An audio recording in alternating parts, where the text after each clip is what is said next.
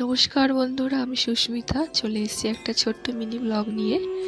তো এই যে গোপাল সোনা বসে রয়েছে, তার আগে জানাই আজকে রবিবার, তো সকলকে রবিবারের অনেক অনেক শুভেচ্ছা। আর এই যে গোপাল সোনার স্নানের জল রেডি করে ফেলেছি। তো আপনারা ভাবছেন যে স্নানের জল রেডি, গোপাল সোনার সামনে কেন বসানো? তো বন্ধুরা, বাড়িতে এখন অসৌচ চলছে, যেহেতু গোপালকে ছুতে নেই, কাউকেই ছুতে নেই, তো তাই জন্য সামনে থেকে গোপাল সোনার জল বসিয়ে দিচ্ছি আর বলছি যে তুমি স্নান করে নাও। আর এভাবে খেতেও দিচ্ছি। সামনে গোপাল সোনার সামনে একটা টুলে আছে, টুলেতে খেতে দিচ্ছি, স্নানের জল দিচ্ছি। যখন দুপুর হচ্ছে স্নানের জল দিচ্ছি, তখন বলছি স্নান করে নাও গোপাল সোনা। খেতে দিচ্ছি, বলছি খেয়ে নাও গোপাল সোনা। কারণ অশৌচ হলে তো আমাদের কাউকে ছুঁতে নেই। আর গোপাল যেহেতু ছেলের মতো, আমি জানিও না গোপালকে ছুঁতে আছে বা নেই, তো আমার জানা নেই।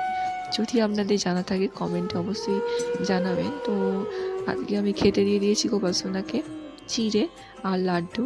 আর একটু চিড়েটাকে আমি জলে ভালো করে ভিজিয়ে দিচ্ছি।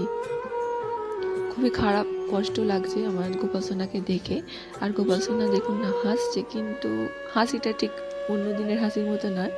চারিদিকে দেখলে বুঝতে পারবেন যে শুকনো ফুল পড়ে আছে।